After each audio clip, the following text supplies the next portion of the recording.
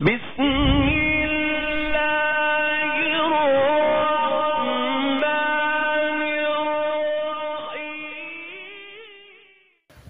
الحمد لله وحده والصلاة والسلام على من لا نبي بعده أما بعد فأعوذ بالله من الشيطان الرجيم بسم الله الرحمن الرحيم يا أيها النبي إنا أرسلناك شاهدا ومبشرا ونذيرا وداعيا إلى الله بإذنه وسراجا منيرا سبحان ربك رب العزة عما يصفون وسلام على المرسلين والحمد لله رب العالمين.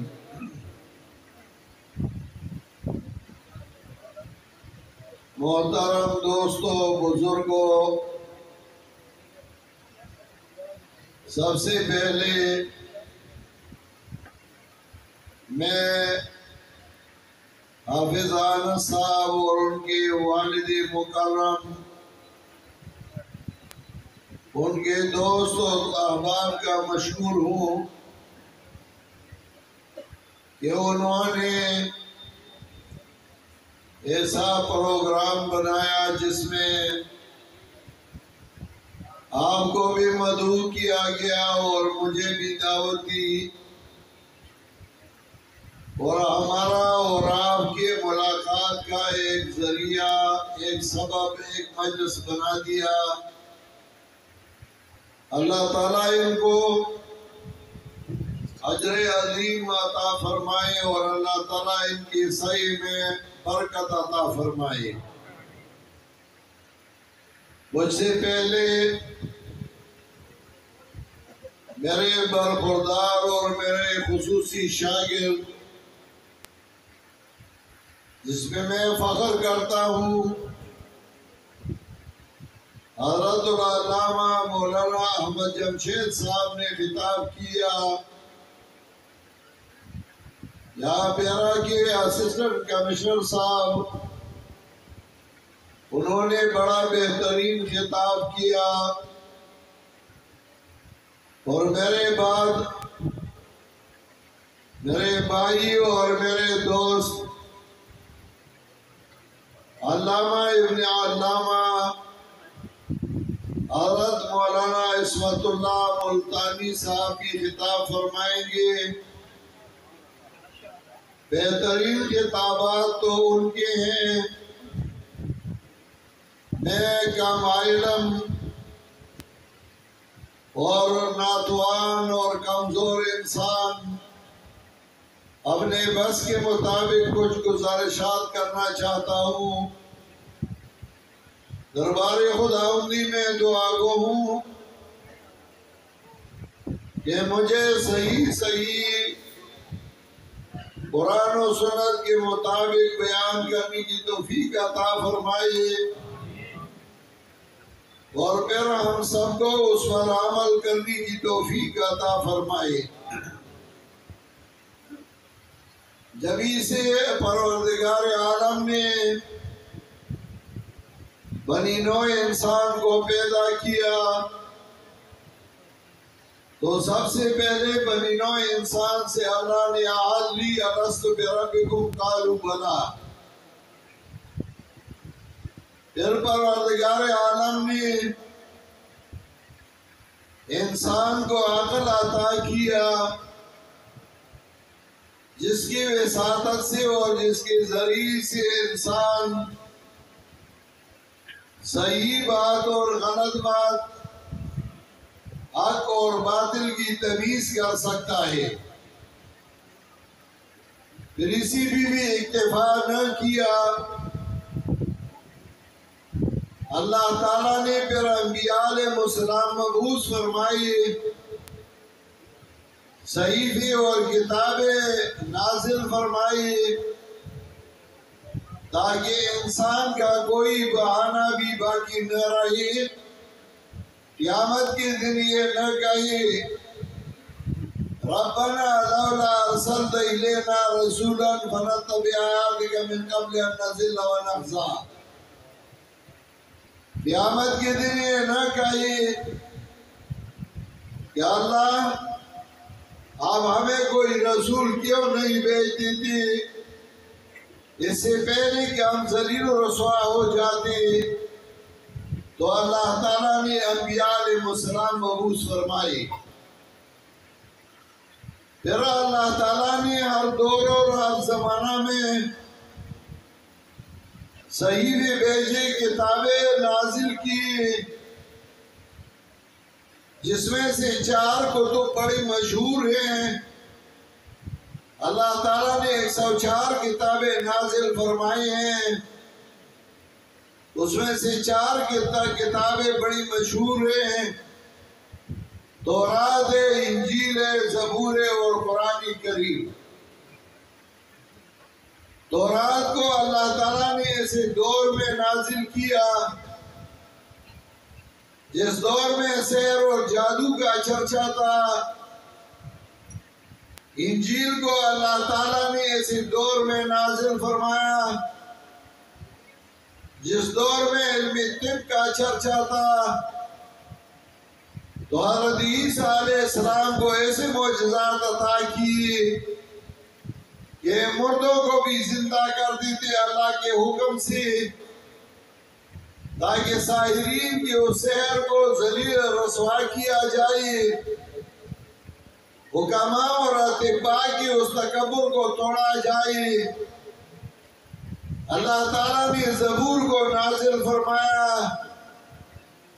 لیکن ان کتابوں کی نگہبانی، ان کتابوں کی حفاظت اللہ تعالیٰ نے اپنے ذمہ نہیں لی، بلکہ اس دور کے علماء کے ذمہ لگایا.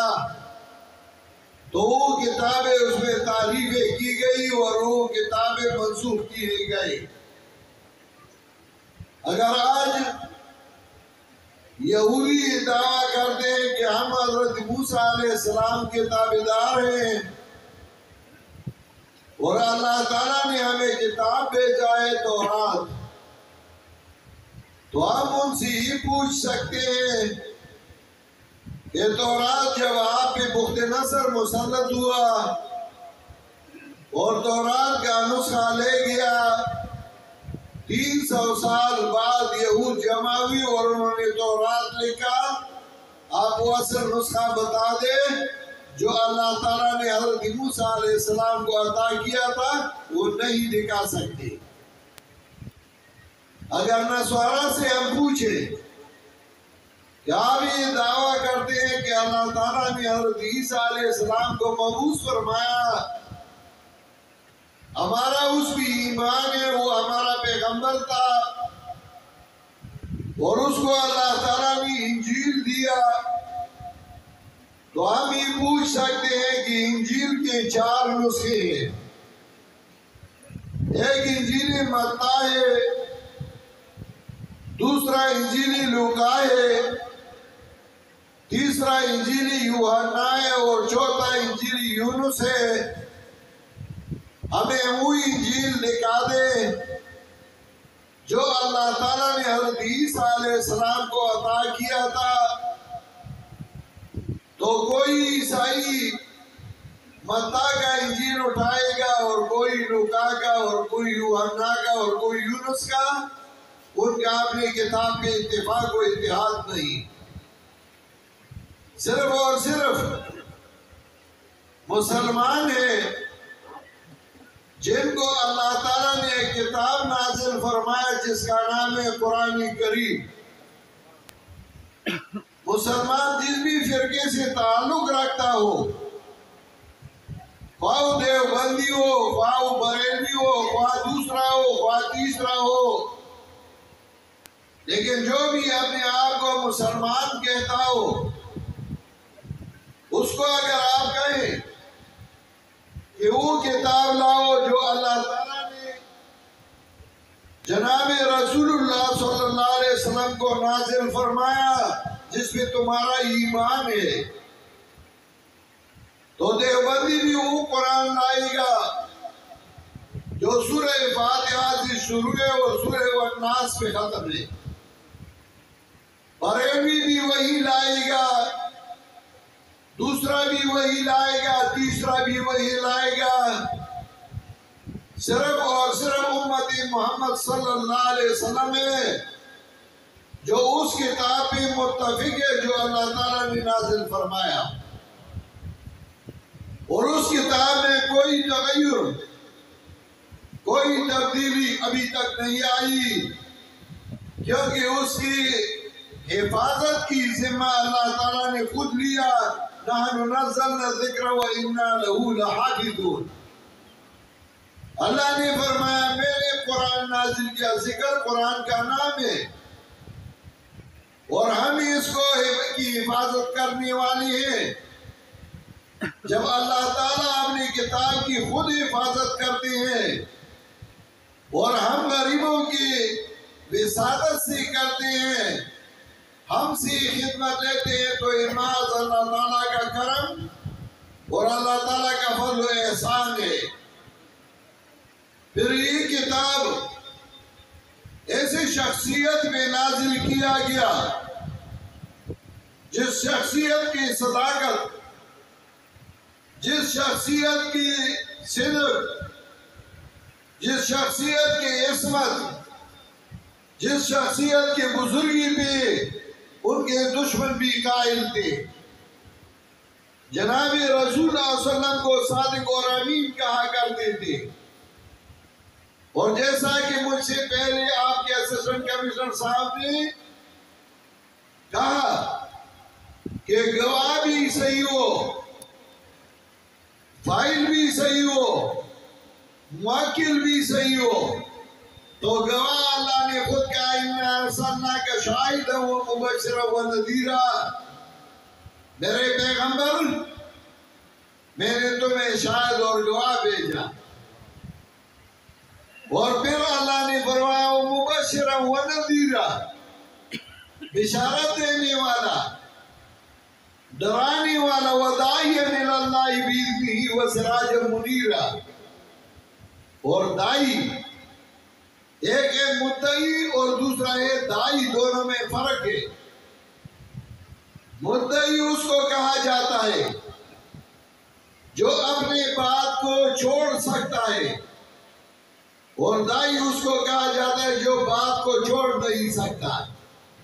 مثلا ایک بندی کے ذمہ میرے 100 روپے قرض ہے، میں نے دوسرے بندے کو بھیجا کیا فلاں کے پاس جائے، میرا اس کے ذمہ 100 روپے قرض ہے اور میرا قرض ان سے لے آؤ. وہ چلا گیا، وہ بندہ اس کو کہہ رہا ہے کہ میرے پاس 100 روپے نہیں ہے، میں 80 روپے دے رہا ہوں، 20 روپے چھوڑ دو. اب میں مدعی ہوں، 100 روپے میرے ہیں، جس کو میں نے بھیجا ہے وہ دائی ہے. وہ اس کو یہ نہیں کہہ سکتا کہ ٹھیک ہے میں 80 روپے لوں گا، یہ 20 روپے آپ کے ذمہ میں نے چھوڑ دی. وہ کہے گا نہیں، مجھے کسی نے بھیجا ہے، میں ان سے مشورہ کر کے ان سے اجازت لے کے پھر آپ کو بتا دوں گا. تو پیغمبر کو اللہ نے دائی کا مدعی نہیں کہا. اس کا مطلب یہ کہ دائی اللہ ہی ہے اور مدعی اللہ ہی ہے، دائی پیغمبر ہے. اب اللہ نے جو حکم کیا ہے اس میں پیغمبر کو یہ اختیار نہیں کہ اس میں کچھ مانے اور کچھ نہ مانے. اللہ نے جو حکم کیا ہے پیغمبر کا یہ اختیار نہیں کہ کسی کو یہ کہے کہ میں نے تمہیں 3 نماز معاف کر دی اور 2 پڑھتے رہو. اللہ نے جو حکم کیا ہے کہ میں اکیلا ہوں، میرا کوئی سانجا اور شریک نہیں. پیغمبر کا یہ اختیار نہیں کہ کسی سے صلح کر لے کہ کچھ میں مانوں گا کچھ آپ چھوڑ دیں. پیغمبر کو اللہ نے دائی کہا کہ آپ دائی ہیں. اب جب دائی ہیں اللہ کی طرف سے تو اللہ کے دائی، اللہ کے گواہ، اللہ کے شاہد وہ ہوگا جس کا کریکٹر، جس کا عمل، جس کا عقیدہ، جس کی زندگی، جس کا اوڑھنا اور بچھونا، جس کی نیند اور جن کی جاگنا صرف اللہ ہی کے لیے ہو. رسول اللہ صلی اللہ علیہ وسلم کی ساری زندگی وہ ہمارے لیے مشعل راہ ہے. ہمارے پٹھانوں میں ایک مثل مشہور ہے، پشتوں میں کہتے ہیں کہ اونچی جگہ پہ کھڑے ہو جاؤ، دیکھو تمہارے اسلاف نے جو کچھ کیا ہے وہی کر لو. اب ہم مسلمانوں کے بڑوں میں سب سے بڑا ہے ہمارا پیغمبر جناب محمد رسول اللہ صلی اللہ علیہ وسلم. اسی وجہ سے اللہ نے فرمایا فَلَا وَرَبِّكَ لَا يُؤْمِنُونَ حَتَّى يُحَكِّمُوكَ فِيمَا شَجَرَ بَيْنَهُمْ. فَلَا وَرَبِّكَ لَا يُؤْمِنُونَ حَتَّى يُحَكِّمُوكَ فِيمَا شَجَرَ بَيْنَهُمْ ثم لا يجدوا في أنفسهم حرجا مما قضيت ويسلموا تسليما. لا ليس الأمر كما يزعمون. ایسی بات نہیں جیسا کہ لوگوں کا گمان و خیال ہے کہ بس ہر ایک مسلمان ہے، ہر ایک مومن ہے. نہیں نہیں، مسلمان اور مومن کے لیے 3 شروط ہیں. جب تک یہ 3 شروط نہ ہو وہ کامل مومن نہیں ہو سکتا. جب تک یہ 3 شرطیں نہ ہو کامل ایمان والا نہیں ہو سکتا. پہلی شرط ہے فَلَا وَرَبِّكَ لَا يُؤْمِنُونَ حَتَّى يُحَكِّمُوكَ فِيمَا شَجَرَ بَيْنَهُمْ. اے میرے پاک پیغمبر، اے میری معصوم پیغمبر، ایسی بات نہیں کہ ہر ایک ایمان والا ہے. نہیں نہیں، ہر ایک ایمان والا نہیں ہو سکتا جب تک کہ حتی یحکموک فیما شجر بینہم، تمہیں تمہاری سنت کو حاکم نہ بنائی ان مسائل میں جو ان کے درمیان آئی. دوسری شرط ثم لا یجدوا فی انفسہم حرجا مما قضیت.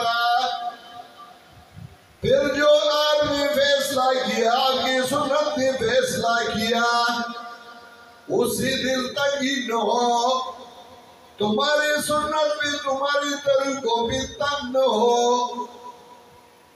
اور تیسری شرط ہے وَيُسَلِّمُوا تَسْلِيمًا. تسلیماً مفعول مطلق لایا. علماء جانتے ہیں تکرار فعل کے لیے اور ایصال فعل فاعل کے لیے بالذات، تو مطلب یہ ہے وَيُسَلِّمُوا تَسْلِيمًا. اور پھر گردن نہاد ہو، تمہاری سنت کے سامنے گردن نہاد، ہمیشہ گردن نہاد ہو، سنت کی مخالفت کبھی نہ کری. سنت کی اتباع لازمی ہے.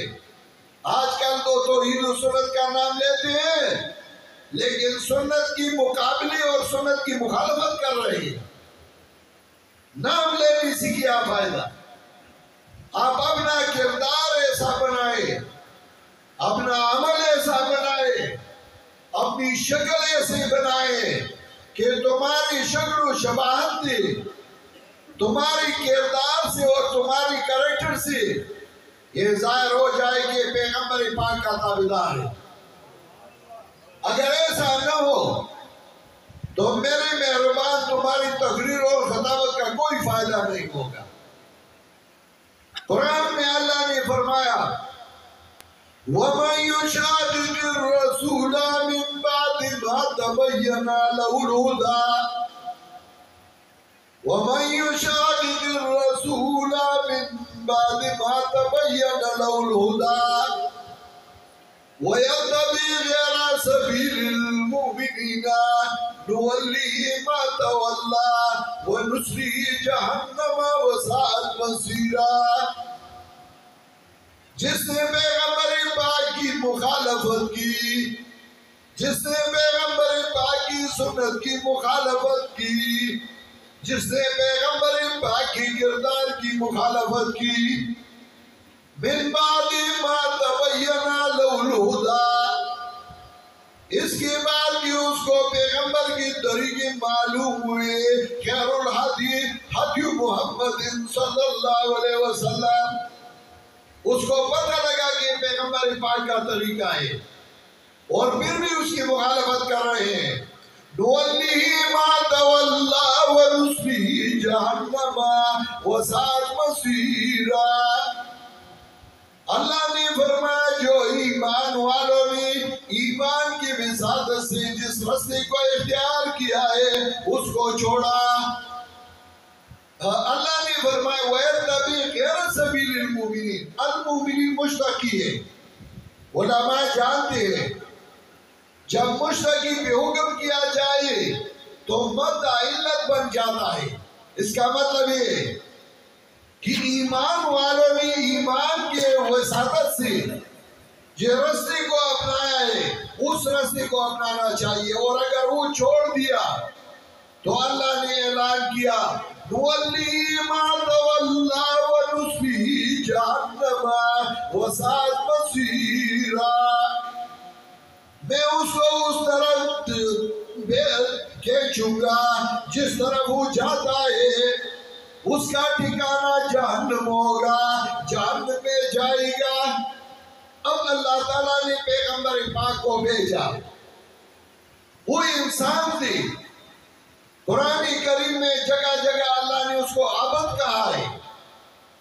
اللہ نے فرمایا إِن كُنتُمْ فِي رَيْبٍ مِّمَّا نَزَّلْنَا عَلَىٰ عَبْدِنَا فَأْتُوا بِسُورَةٍ مِّن مِّثْلِهِ، اگر تمہیں شک ہو اس کتاب میں جس کو میں نے اپنی بندی پہ بھیجا، عبدنا، اللہ نے عبد کہا ہے۔ کچھ لوگ پوچھتے ہیں پیغمبر نور ہے یا بشر ہے؟ میرے والد صاحب سے کسی نے پوچھا، مولانا صاحب ایک سوال کرتا ہوں، اسے کہا بتائیں، تو اس بندے نے کہا پیغمبر نور کے یا بشر؟ تو میرے والد صاحب نے کہا کہ اسے جو پیدا ہوئے ہیں وہ نور تھے یا بشر؟ تو اس بندے نے کہا کہ بشر، حضرت فاطمہ بشر تھی۔ میرے والد نے پھر پوچھا جس سے پیدا ہوئے ہیں وہ نور تھے یا بشر؟ اسے کہا وہ بھی بشر تھے، عبداللہ بشر تھا، آمنہ بشر تھی، انسان تھے۔ تو میرے والد نے فرمایا جس سے پیدا ہوا ہے وہ بھی بشر، جو ان سے پیدا ہوئی وہ بھی بشر، جو ان کی بیوی آتی وہ بھی بشر، تو پیغمبر بھی بشر۔ اللہ نے اس کو عبد کہا ہے۔ سورہ بنی اسرائیل میں اللہ نے فرمایا سبحان الذی اسری بعبدہ لیلا من المسجد الحرام الى المسجد الاقصى، سبحان الذی اسری بعبدہ لیلا، اونچے مقام پہ جس سے اونچا اور کوئی مقام نہیں، اللہ تعالیٰ نے جہاں لے گیا، اللہ نے بشر کہا۔ معراج کے مقام پہ اللہ نے اس کو بشر سے مخاطب کیا، سبحان الذی اسری بعبدہ۔ اور آگے دیکھیں قرآن کا نقطہ، قربان جاؤں اللہ کی کتاب پہ، لیکن سمجھنے والی نہیں۔ اللہ نے فرمایا من المسجد الحرام الى المسجد الاقصى، علماء جانتے ہیں من آتا ہے ابتدائی غایہ کے لیے، الہ آتا ہے انتہائی غایہ کے لیے۔ مثلا میں کہتا ہوں ذهبت من البیرہ الى بجبیر، کیا مطلب میں بیرا میں تھا، پنجپیر میں نہ تھا، بھیرا سے روانہ ہوا الہ پنجپیر اور پھر پنجپیر پہنچا، بھیرا میں نہیں ہوں. مطلب یہ میں یعنی اس جگہ پہ میں ہوں، الہ اس جگہ پہنچا، اب ادھر نہیں ادھر ہوں، پہلے ادھر نہ تھا ادھر تھا. تو اب ان سے پوچھ رہے سبحان الذی اسری بعبدہ لیلا من المسجد الحرام الى المسجد الاقصى. کیا مطلب نکلا؟ پیغمبر پاک بشر دی، انسان دی، اور جب مسجد حرام میں تھی تو مسجد اقصی میں نہ تھی. جب مسجد اقصی پہنچی تو مسجد حرام میں نہ تھی. ہر جگہ موجود کیسی ہو؟ تم کہتے ہو کہ ہر جگہ موجود ہے، تو ادھر معنی کر لو من المسجد الحرام الى المسجد الاقصی کا، چلو معنی کر لو. یا تو آپ ہی کہیں گے کہ نہیں مسجد حرام میں بھی تھی اور مسجد اقصی میں بھی تھی اور معراج میں بھی تھی اور زمین پر بھی تھی. یا یہ کہو کہ مسجد حرام میں تھی تو مسجد اقصی میں نہ تھی. جب مسجد اقصی پہنچی تو مسجد حرام میں نہ تھی. کہتے ہر جگہ موجود. اور اللہ نے فرمایا وَأَنَّهُ لَمَّا قَامَ عَبْدُ اللَّهِ كَادُوا يَكُونُونَ عَلَيْهِ لِبَدًا. وَأَنَّهُ لَمَّا قَامَ عَبْدُ اللَّهِ كَادُوا يَكُونُونَ عَلَيْهِ لِبَدًا. جب اللہ کا بندہ کھڑا ہوا اس وقت بھی اللہ نے پیغمبر پاک کو عبد کہا. پیغمبر پاک صلی اللہ علیہ وسلم انسان تھی، عبد تھی، لیکن انسانوں میں اعلیٰ مقام، اونچی مقام والی انسان تھی. اب ہمارا اور ان کا فرق، ہم انسان ہیں لیکن ہم گناہگار ہیں. پیغمبر انسان تھی لیکن گناہگار نہ تھی. کچھ لوگ کہتے ہیں نہیں پیغمبر انسان نہ تھی، ان کا ظل نہ تھا، ان کا سایہ نہ تھا. تمہیں کیا پتا ہے سایہ تھا یا نہیں؟ پیغمبر پاک کا سایہ تھا. حدیث میں آتا ہے، ام المؤمنین فرماتی ہے کُنَّا فِي مُنْتَصِفِ النَّارِ اِذْ أَنَا بِظِلِّ رَسُولِ اللَّهِ صلی اللہ علیہ وسلم. ہم بیٹھی تھی دوپہر کے ٹائم کہ نبی علیہ السلام کا سایہ آیا. ہم سمجھ گئے کہ پیغمبر آ رہی ہے، ان کا سایہ ہمیں نظر آیا. طبقات الکبریٰ ابن سعد میں روایت ہے. تو پیغمبر پاک صلی اللہ علیہ وسلم انسان تھی لیکن وہ معصوم تھی، اسے گناہ کبھی سرزد نہیں ہوئی. ہم گناہگار ہیں. صحابہ کرام محفوظ ہیں. محفوظ کا کیا مطلب؟ ان سے گناہیں ہوئی ہیں لیکن اللہ تعالیٰ نے ان گناہوں کو معاف فرمائے، گناہ ہی نہیں سمجھا. جیسا کہ رمضان میں کوئی بندہ غلطی سے بھولا ہو اور اس نے پانی پیا، ہم دیکھتے ہیں کہ اس نے رمضان میں پانی پیا، گناہ کیا، حالانکہ وہ شکل گناہ کا ہے، گناہ نہیں ہے. صحابہ کرام محفوظ ہیں. پیغمبر پاک معصوم تھے. اب جب پیغمبر پاک سے ایک گناہ بھی نہیں ہوا تو کیا پیغمبر پاک کو لوگوں نے معاف کیا تھا؟ پیغمبر پاک بھی کسی نے الزام نہیں لگایا. پیغمبر پاک کو کسی نے دکھ اور تکلیف نہیں پہنچائی. حدیث میں آتا ہے نبی علیہ السلام خانہ کعبہ کے ساتھ تکیہ لگائی ہوئی بیٹھی تھی، تشریف فرما تھی. ایک صحابی آیا اور وہ فرماتے ہیں شکونا الی رسول اللہ صلی اللہ علیہ وسلم الا تستغفر لنا الا تدعو لنا. ہم نے نبی علیہ السلام کو فریاد کی ہمارے لیے دعا کیوں نہیں مانگتے، ہمارے لیے دعائیں کیوں نہیں مانگتے، کفار ہمیں تکلیفیں پہنچاتے ہیں. تو نبی علیہ السلام سیدھے بیٹھ گئے اور ان کے چہرے پہ ایسی سرخی آئی جیسا کہ انار اس میں لگائے گئے ہوں. اور نبی علیہ السلام نے فرمایا تمہیں کیا تکلیفیں پہنچی؟ تمہیں پتہ نہیں پرانے زمانے کے حق پرست ان کے لیے قبریں کھودی جاتی تھی.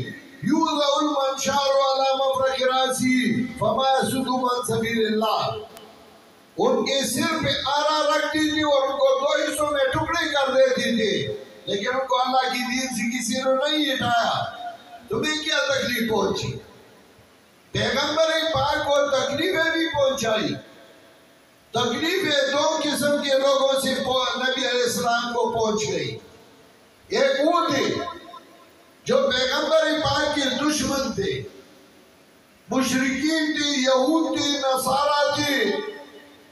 انہوں نے پیغمبر پاک کو تکلیفیں پہنچائی. اور دوسری قسم کے وہ لوگ تھے جو اپنے آپ کو مسلمان کہتے تھے. ظاہری طور پہ انہوں نے ایمان لایا تھا، ظاہری طور پہ وہ حج کے لیے بھی جاتے تھے، جہاد کے لیے بھی جاتے تھے، لیکن تھے منافقین. اور ان کو تکلیف صرف یہ تھی کہ نبی علیہ السلام سے پہلے لوگوں نے مدینہ منورہ میں فیصلہ کیا کہ ہمارے لیے ایک سردار چاہیے، ایک صدر چاہیے. تو انہوں نے عبداللہ بن ابی بن سلول پہ ہاتھ رکھا کہ ہمارا سردار ہوگا. اس کے لیے تاج بنا رہی تھی کہ اس کی تاج پوشی باقاعدہ حلف کیا جائے. اسی دور میں نبی علیہ السلام مدینہ منورہ پہنچے. جب نبی علیہ السلام تشریف لے گئے تو لوگ نبی علیہ السلام کے ارد گرد جمع ہوئے. عبداللہ بن ابی بن سلول کی حیثیت خراب ہو گئی تو ضد پہ آ گیا، لیکن بے وقوف نہ تھا، بڑا ہوشیار تھا دنیا کے اعتبار سے. اس نے یہ سوچا کہ اگر میں محمد رسول اللہ کی مخالفت کروں تو ان کے جانثار مجھے قتل کر دیں گے. بظاہر تو اس نے تابعداری کی، حقیقت میں وہ پیغمبر پاک کا مخالف تھا. تو اس نے یہ سوچا کہ میں اس کو بدنام کر دوں گا تو لوگ اس کو چھوڑ دیں گے اور میرے پیچھے آئیں گے. تو قدم بقدم نبی علیہ السلام پہ الزامات لگاتے تھے. کبھی کہتے تھے وَمِنْهُمْ مَنْ يَلْمِزُكَ فِي الصَّدَقَاتِ، اس کے پاس صدقات آتے ہیں ہمیں نہیں دیتے، وہ خود کھاتے ہیں. کبھی ایک قسم کے الزامات، کبھی دوسری کے. کبھی کہتے تھے کہ نبی علیہ السلام اپنے چمچوں کے مانتے ہیں اور ہماری بات کو نہیں مانتے. تو اینی جہاد کے موقع پہ نبی علیہ السلام کو چھوڑ کر واپس چلی جاتی تھی. کبھی نبی علیہ السلام کو بدنام کرنے کے لیے ام المومنین حضرت عائشہ رضی اللہ تعالیٰ عنہ پہ الزام لگایا. وہ تو معصوم تھے، پیغمبر پاک سے تو گناہ ہی نہیں ہوا تھا، لیکن کیا اس کو معاف کیا تھا؟ ایک شاعر نے فرمایا ما نجى الله والرسول معا، ما نجى الله والرسول معا باللسان الورى فكيف انا. اللہ اور پیغمبر ان کی زبان سے نہیں بچے تو میں کون ہوں کہ میں ان کی زبان سے بچ جاؤں. یہ بالکل نہ سوچے کہ میرے اوپر لوگ اعتراض کریں، میں یہ کام کروں گا تو اعتراض ہوگا، یہ کروں گا تو تحفظات تو ان کی ختم نہیں ہوتے، اعتراضات ختم نہیں ہوتے. اور اگر کوئی اعتراض بھی نہ ہو تو ہمارے ساتھ مشورہ نہیں کیا ہے، اعتراضات ختم نہیں ہوتی. آپ اپنا کام جاری رکھیں. مولوی تو پھر کہیں گے کہ ہمارے ساتھ مشورہ نہیں کیا. کام اچھا کیا یا برا کیا؟ اگر اچھا ہے تو اس کی حمایت کرنی چاہیے، ہاں اگر برا کیا ہو تو پھر اس کی مخالفت کرو. لیکن کوئی پوچھنے والا ہے کہ پوچھ لے، اعتراضات ضرور ہوں گے. میں اسی وجہ سے کہہ رہا تھا کہ نبی علیہ السلام کی سیرت بیان کرنی ہے. تو نبی علیہ السلام معصوم تھے، ان کو ہمارے لیے اللہ تعالیٰ نے ایک ماڈل بنا دیا انسانیت کے لیے. مناطقہ کا ایک قول ہے کہ کلی کا اپنا وجود نہیں ہوتا، وہ افراد کے ضمن میں موجود ہوتا ہے. جیسا کہ انسان کلی ہے، اس کا اپنا وجود نہیں ہے، زید امر بکر کے ضمن میں موجود ہے. لیکن شاہ ولی اللہ رحمۃ اللہ علیہ کا ایک اور نظریہ ہے. وہ فرماتے ہیں کہ نہیں، کلی کا اپنا وجود بھی ہوتا ہے. جیسا کہ انسان ایک کلی ہے اور اس کے لیے اصل ماڈل، اصل انسان وہ جناب رسول اللہ صلی اللہ علیہ وسلم ہے. اس کے ساتھ اپنے عمل کو مشابہ کر لو، پیغمبر کی تابعداری کر لو، پیغمبر کی اطاعت کر لو. دیکھو پیغمبر نے اصلاح عقیدہ کیا لوگوں کا، پیغمبر نے اصلاح عمل کیا لوگوں کا، پیغمبر نے لوگوں کی اصلاح معاشرہ کی، پیغمبر نے اپنے ہمسایوں کو حقوق دیے، پیغمبر نے اپنی بیویوں کو حقوق دیے. پیغمبر کو تو شوق بیویوں کا نہ تھا. اگر شوق ہوتا تو وہ پھر ایسی یہ بیویاں نہیں رکھتی تھی، وہ تو پھر جو نوجوان لڑکیوں کے ساتھ شادی کرتا. تو انہوں نے تو بیواؤں کے ساتھ شادیاں کیے، طلاق شدہ عورتوں کے لیے شادیاں کیے.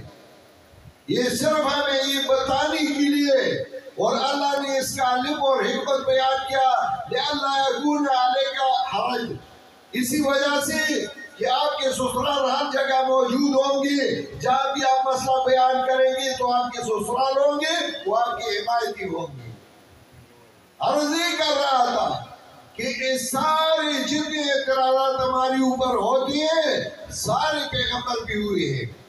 جتنے تکلیفیں ہم اٹھاتے ہیں اس سے زیادہ تکلیفیں پیغمبر پاک نے اٹھائی. اب اگر پیغمبر کی اتباع کرنی ہو اور پیغمبر کے نقش قدم پہ چلنا ہو تو ان ساری مصیبتوں، ان ساری تکلیفوں کو جھیلنا پڑے گا. اگر آپ ہی کہتے ہیں کہ میں پیغمبر کا وارث ہوں اور کوئی تکلیف نہ آئے، میں پیغمبر کا وارث ہوں کوئی اعتراض نہ کرے، میں پیغمبر کا وارث ہوں میں دین کا کام کرتا ہوں اور کوئی مخالفت نہ کرے، پھر آپ دین کا کام نہ کریں. دین کا کام کرتے رہو، اعتراضات تمہارے اوپر ہوتے رہیں گے، لیکن آپ اپنی ہمت کو نہ چھوڑیں، آگے بڑھے اور کام کریں. اللہ تعالی ہم سب کو پیغمبر کی اتباع نصیب فرمائے، اور اللہ تعالی ہم سب کو پیغمبر پاک صلی اللہ علیہ وسلم کی اتباع میں استقامت نصیب فرمائے. انشاءاللہ اصل بیان تو میرے بعد علامہ ابن علامہ مولانا عصمت اللہ ملتانی صاحب کا ہوگا، چونکہ ہم تو پٹھان ہیں اور ہر بندہ اپنی زبان روانی سے بول سکتا ہے. جو دوسرا زبان ہو، اگر میں اب علامہ کو کہوں یا آپ کو کہوں کہ پشتوں میں تقریر کر لو تو پھر آپ کا پسینہ آپ خوشگی نہیں کر سکیں گے. یہ تو ہمیں کہ اردو میں